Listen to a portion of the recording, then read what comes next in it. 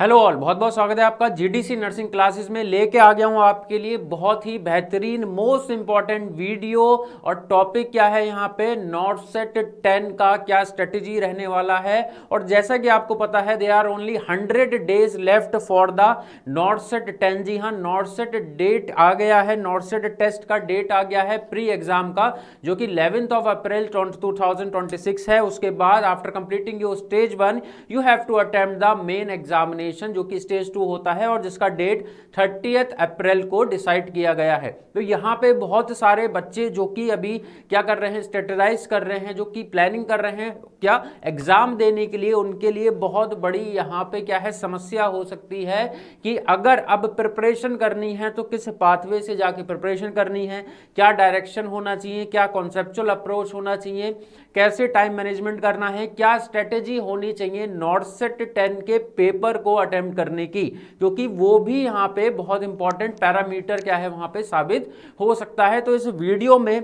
Particularly we going to discuss about the strategy, जो strategy आपको बनानी है इस पूरे नॉर्थ सेट का जो पेपर है, इस नॉर्थ सेट का जो नर्सिंग ऑफिसर का जो डेजिग्नेशन का आपने जो सपना देखा है उसको पूरा करने के लिए अब इन 100 दिनों में, आखिरी के 100 दिन में आपको पर्टिकुलरली नर्सिंग ऑफिसर बनने के लिए क्या स्ट्रेटेजी आपके पास होनी चाहिए, किस स्ट्रेटेजी से आपको क्या है पेपर को अटेम्प्ट करना है। तो जनरली अगर मैं बात करूं स्टार्टिंग से, that what is this NORCET, ये नॉर्थ सेट क्या है। So basically this NORCET is the nursing officer. क्या है ये नॉर्थ सेट का फुल फॉर्म क्या है, क्या एब्रिविएशन है, it is the nursing officer recruitment common eligibility test. मतलब क्या है, नर्सिंग ऑफिसर के लिए ये एक नेशनल लेवल का कॉमन एलिजिबिलिटी टेस्ट है।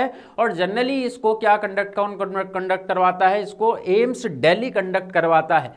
एम्स दिल्ली सिर्फ और सिर्फ कंडक्ट कराता है, ध्यान से सुनिएगा, यानी कि उसकी रिस्पॉन्सिबिलिटी रहती है इस एग्जामिनेशन को कंडक्ट कराने की।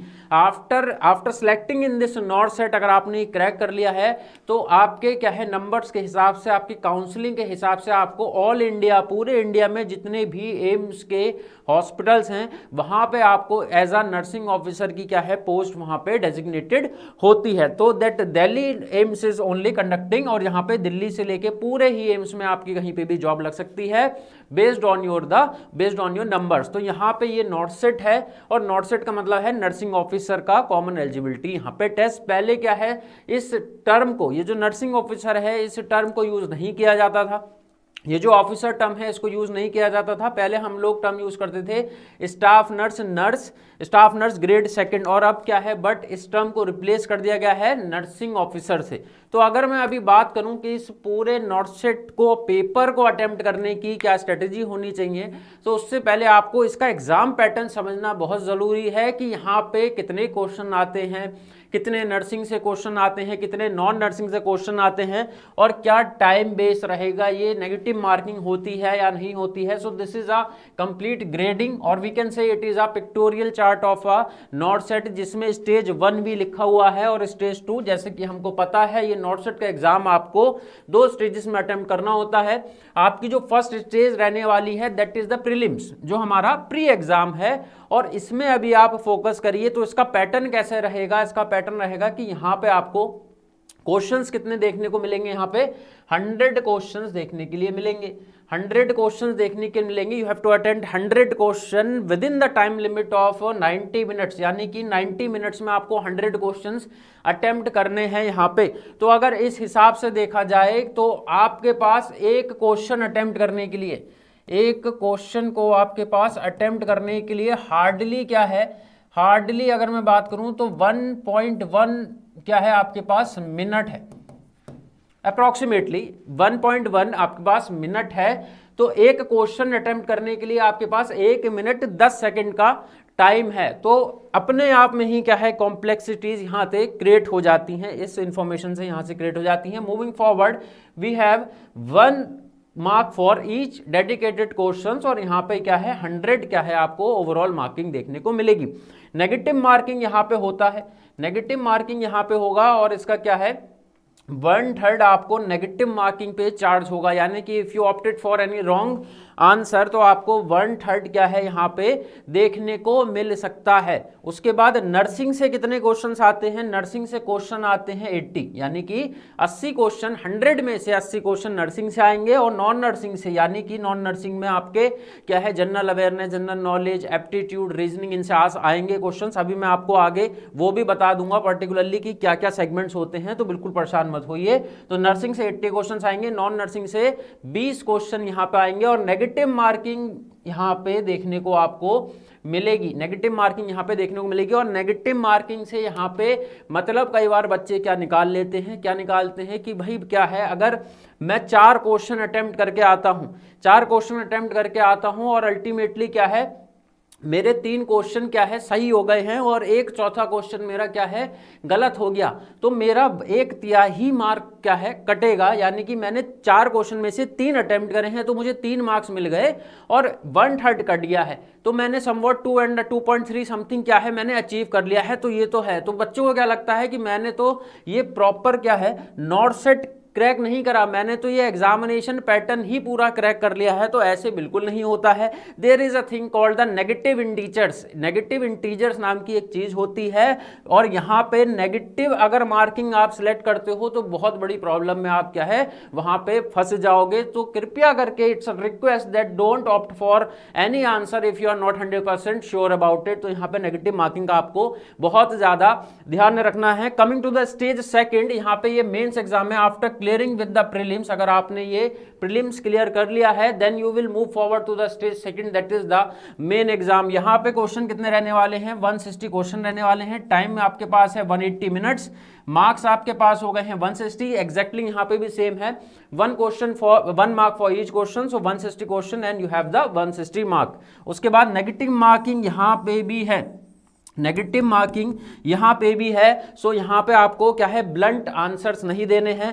अब यहाँ पे मेंस में एक चीज का बहुत बड़ा फायदा हो जाता है कि यहाँ पे नर्सिंग से ही रिलेटेड सारे क्वेश्चंस आपको देखने को मिलेंगे, यानी कि सिर्फ और सिर्फ नर्सिंग से ही क्वेश्चंस देखने को मिलेंगे। पूरे 160 क्वेश्चन नॉन नर्सिंग से आपको देखने को नहीं मिलने वाला है। और ये नर्सिंग के जितने भी क्वेश्चंस होंगे ये सारे के सारे जो हैं क्लिनिकल बेस्ड होंगे, ये क्लिनिकल बेस्ड सारे के सारे क्वेश्चंस होंगे, मतलब क्लिनिकल बेसिस सिनेरियोस पे ये सारे के सारे क्वेश्चंस होंगे। तो ये मेंस का पैटर्न है और यहाँ पे क्या है हमारा प्रीलिम्स का मैटर क्या है हमारा पैटर्न है। तो यहाँ पे एक चीज को आपको ध्यान रखना है, नेगेटिव मार्किंग का आपको बहुत ज्यादा यहाँ पे ध्यान रखना है। और यहाँ पे अगर आप देखेंगे 160 एंड 180 मिनट्स, यानी कि 160 MCQ 180 मिनट में करने हैं। So approximately you got 80 seconds around 80 second आपको एक क्वेश्चन को सॉल्व करना है। तो ये भी अपने आप में बहुत बड़ा चैलेंज है। अब बात कर लेते हैं आगे कि कैसे स्ट्रेटेजाइज करना है और कैसे क्या करना है, हमको प्लान करना है, कैसे अटेम्प्ट करेंगे, क्या क्या स्ट्रेटेजीज होनी चाहिए। तो particularly I have some points for you कि कैसे आप क्या है स्ट्रेटेजाइज, कैसे प्लान कर सकते हो, कैसे अपना नंबर्स की जो फेलियर है, नंबर का जो डिडक्शन है उनको कंट्रोल कर सकते हो। यहाँ पे पहला है do not make blind guess because we have the negative marking. हमारे पास यहाँ पे नेगेटिव मार्किंग है तो आप लोगों को यहाँ पे कोई भी ब्लंट गैस नहीं करना है। यहाँ पे जो चीज आपको श्योर हो सो आपको पहले उसी को अटेम्प्ट करना है। सेकंड, यहाँ पे आप देखोगे यहाँ पे क्या लिखा हुआ है, यहाँ पे लिखा है use elimination method to remove incorrect option and choose the best possible answer. अगर आपने यहाँ पे do not make blind guess ये तो ठीक है, और अगर आपको आता है तो इट्स 100% गुड। अगर नहीं आता है and you are confuse between 2 option, मान लीजिए आप किसी 2 ऑप्शन के बीच में थोड़ा कंफ्यूज हो गए हैं, तो आप एलिमिनेशन मेथड का यूज कर सकते हैं। अच्छा, ये एलिमिनेशन मेथड क्या है? तो अगर मैं एलिमिनेशन मेथड की बात करूं तो यहाँ पे आप अज्यूम करिए कि समझिए ये एक क्वेश्चन है, जैसे कि क्वेश्चन क्या है, विच ऑफ द फॉलोइंग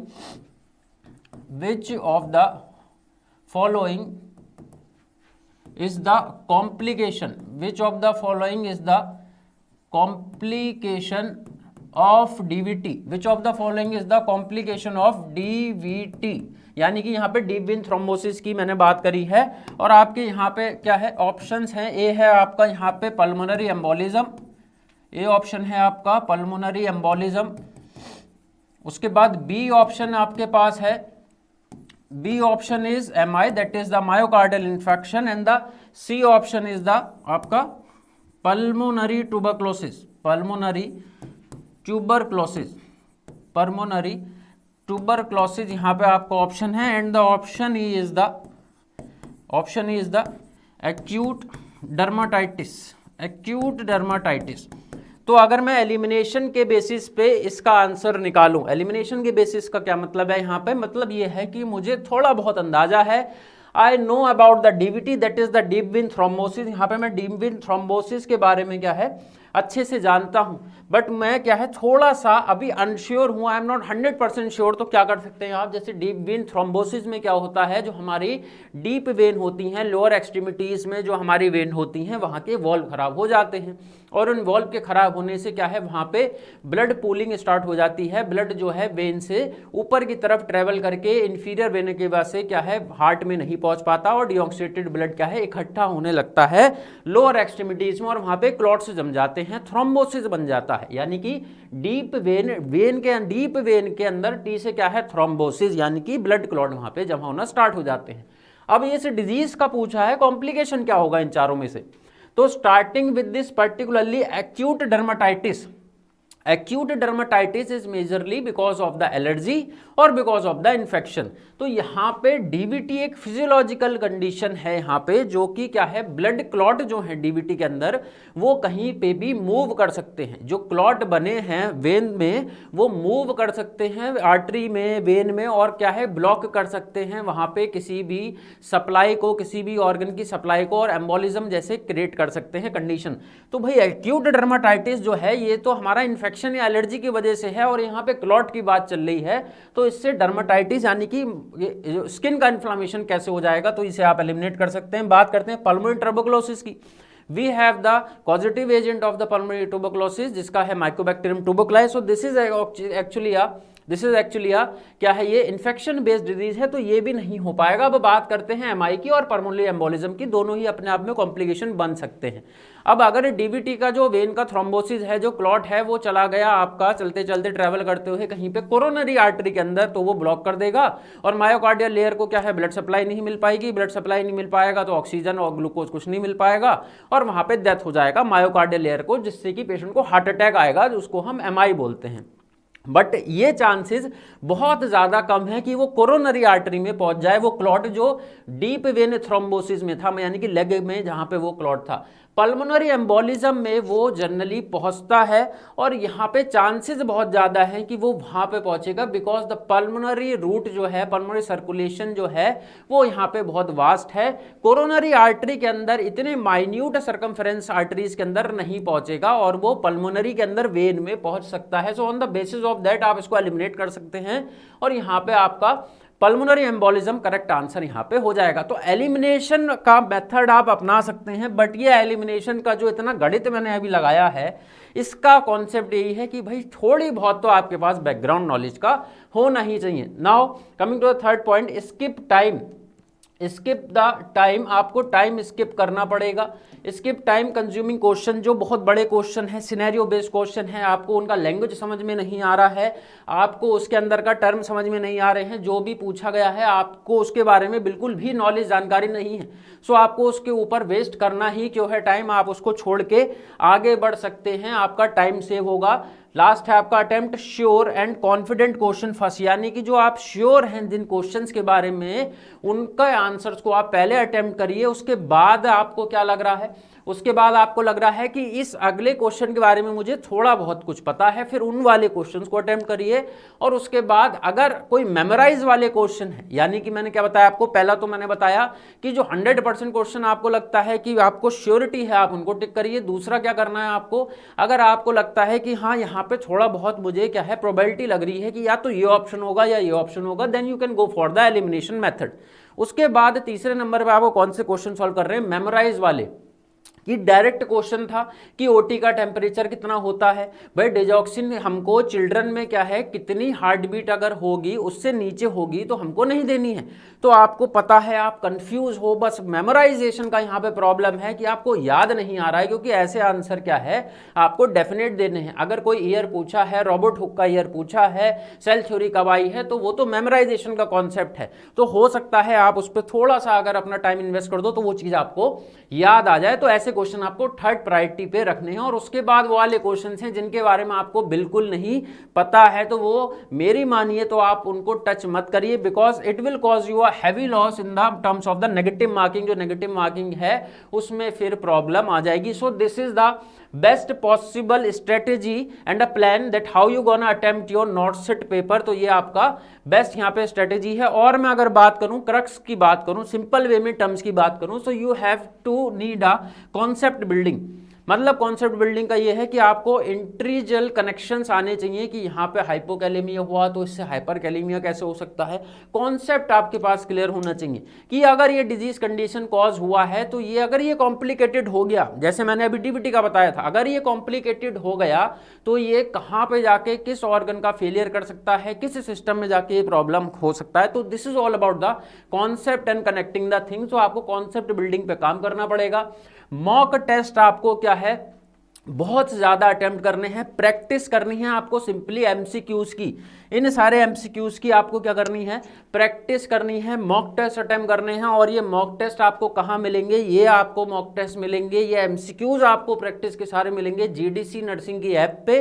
तो आपको क्या करना है, आपको फटाफट क्या करना है, आपको जीडीसी नर्सिंग की जो है ऐप डाउनलोड कर देनी है। ये जो जीडीसी नर्सिंग की ऐप है इसको आप प्ले स्टोर पे जाइए और जीडीसी नर्सिंग की ऐप को डाउनलोड करिए। ऐसा लोगो आपको मिलेगा, आप स्कैन भी कर सकते हैं, जनरली प्ले स्टोर पे बहुत इजीली वहां पे अवेलेबल है जीडीसी नर्सिंग की ऐप। तो आपको वहां पे क्या है, इसको डाउनलोड करना है and after that you have to go that particular app में, और उसके बाद वहां पे आपको बैचेस वाले सेक्शन में जाना है। आपको किस में जाना है, एक प्लस का ब्लू कलर का बटन दिखेगा, वहां पे आप क्लिक करेंगे तो बैचेस का सेक्शन है, वहां पे आपको एक कोड एंटर करना होगा, एक कोड मांगा जाएगा।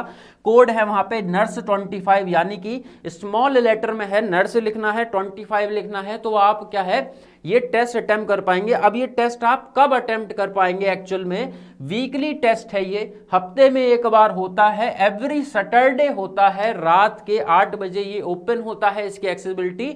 तो आप every week you have to open your GDC nursing app, go to the best section, enter this code, और इस कोड को एंटर करने के बाद आप ये 8 बजे ये जो वीकली टेस्ट है based on the complete नॉर्सेट scenario ये आप अटेम्प्ट कर पाएंगे। उसके बाद इसका, इस टेस्ट का जो आपने अटेम्प्ट करा है इसका एक्सप्लेनेशन, इसका जो यूट्यूब पे वीडियो है वो आपको मिलेगा। यानी कि ये टेस्ट आप अटेम्प्ट करेंगे सैटरडे में and after attempting the test आप लोग अपना एनालिसिस भी कर सकते हैं। जब इस टेस्ट का रैशनलाइजेशन या फिर इसका एक्सप्लेनेशन जब जीडीसी नर्सिंग के प्लेटफॉर्म पे उससे नेक्स्ट डे यानी कि एवरी संडे एट 9 PM आपको वहां पे अवेलेबल हो जाएगा।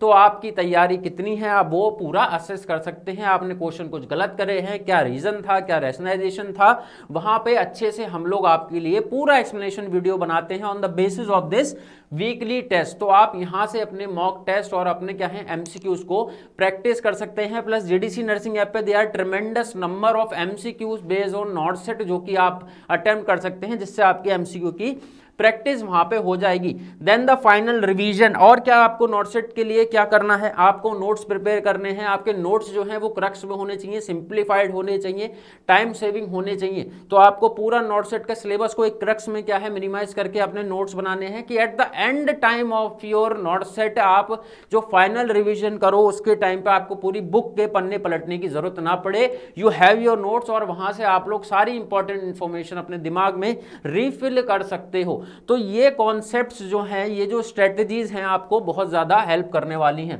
Going forward we have the eligibility criteria, आपको सभी को पता होगा। लेट्स यहाँ पे एक बार रिवाइज कर लेते हैं, let's revise it a bit. Education qualification क्या चाहिए होती है नॉट सेट के लिए, a candidate must have one of the following, जिसमें से वो बीएससी ऑनर्स हो नर्सिंग प्लस बीएससी नर्सिंग हो सकता है from a recognised institute. Recognised institute की यहाँ पे बात यह है कि आईएनसी रिकॉग्नाइज्ड इंस्टीट्यूट होना चाहिए, इंडियन नर्सिंग काउंसिल से अप्रूवल होना चाहिए। या फिर अगर ये नहीं है उसके पास तो उसके पास ऑप्शन बी है, डिप्लोमा होना चाहिए जीएनएम में, जनरल नर्सिंग में, with 2 years of clinical experience in at least 50 bedded hospital. यानी कि जीएनएम होना चाहिए, जनरल नर्सिंग मिडवाइफरी होना चाहिए, 2 साल का उसके साथ एक्सपीरियंस होना चाहिए और नर्सिंग का रजिस्ट्रेशन होना चाहिए। और ये जो एक्सपीरियंस है हॉस्पिटल का ये 50 बेडेड में एटलीस्ट होना चाहिए जो सर्टिफिकेट है।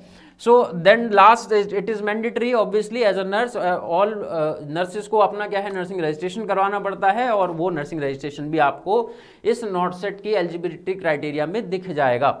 नाउ इंडियन नर्सिंग काउंसिल और any state nursing council means यहाँ पे वही बताया गया है कि आपके पास कोई भी रजिस्ट्रेशन होना चाहिए। आप जिस स्टेट से बिलोंग करते हैं या तो वहाँ का आपके पास रजिस्ट्रेशन होगा नर्सिंग का, और या फिर आपके पास एक ओवरऑल जो आईएनसी इंडियन नर्सिंग काउंसिल का रजिस्ट्रेशन होता है वो होना चाहिए। So this is the basic criteria for filling the form of a NORCET. Now coming to the syllabus, यहाँ पे सिलेबस के डिटेल्स हैं, यहाँ पे प्रीलिमिनरी और मैंने यहाँ पे मेंस में अलग अलग सेक्शंस बना दिए हैं आप लोगों के लिए।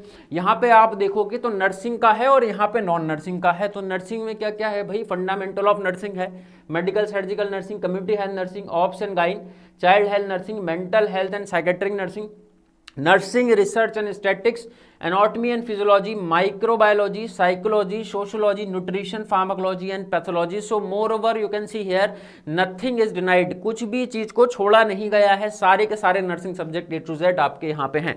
Coming to the non nursing section, यहाँ पे आपको जानना बहुत जरूरी है कि यहाँ पे सर नॉन नर्सिंग में कैसे क्वेश्चंस पूछे जाते हैं, किन सब्जेक्ट से क्वेश्चंस पूछे जाते हैं। जनरल नॉलेज यहाँ पे आपको देखने को मिलेगा, जनरल इंग्लिश देखने को मिलेगा, रीजनिंग आपको देखने को मिलेगा, मैथमेटिक्स यहाँ पे आपको देखने का मिलेगा। तो ये 4 पॉइंट्स यह है, इन सब्जेक्ट से, इन टॉपिक से आपको नॉन नर्सिंग के जो है क्वेश्चंस वो प्रिपेयर करने हैं for the pre exam, that is the stage 1। Coming to the mains, यहाँ पे आपको बताया था मैंने कि नॉन नर्सिंग से नहीं आते हैं, 160 क्वेश्चन आएंगे, सारे के सारे nursing clinical scenario based question रहेंगे, सारे के सारे वही हैं, आप देख सकते हैं, fundamental of nursing, medical surgical nursing, community health nursing, obs and gynaec, child health nursing, then we have the mental health और the psychiatric, nursing research and statistics, nursing management, anatomy and physiology, micro psychology, sociology, nutrition, pharmacology, pathology, and we have the clinical scenario based, case based, application oriented. तो यहाँ पे ये चीज क्यों point मैंने include करे हैं